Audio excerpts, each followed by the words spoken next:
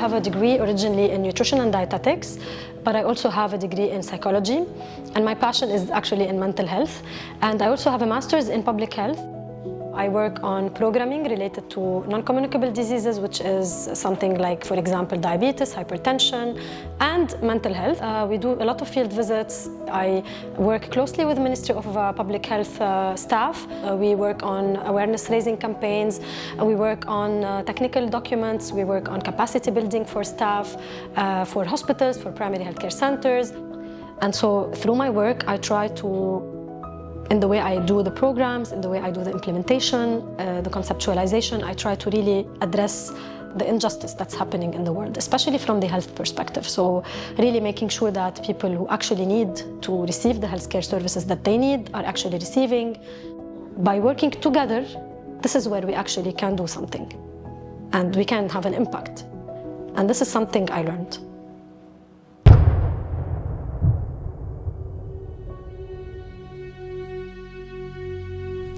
When you hear sounds, it's different than when you used to hear sounds before, because now when you hear a sound, it's like something's happening, it's a bomb.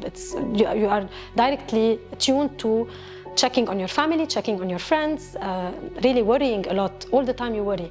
And this insecurity, this anxiety has its toll on us. And it's also very sad to see the destruction that's happening in the healthcare facilities. For example, you have more than 8 hospitals that had to close and not receiving patients anymore.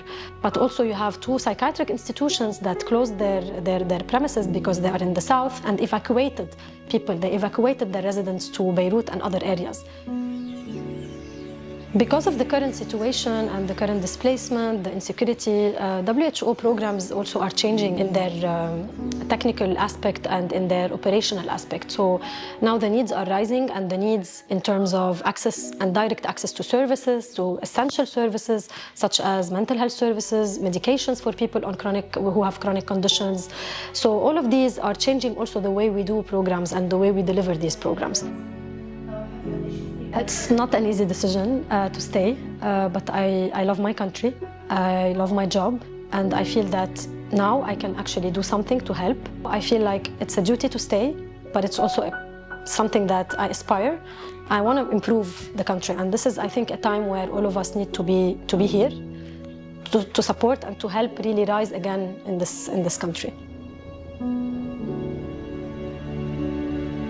My name is Edwina Zoghbi, and I'm the National Officer for Non-Communicable Diseases and Mental Health at WHO Lebanon.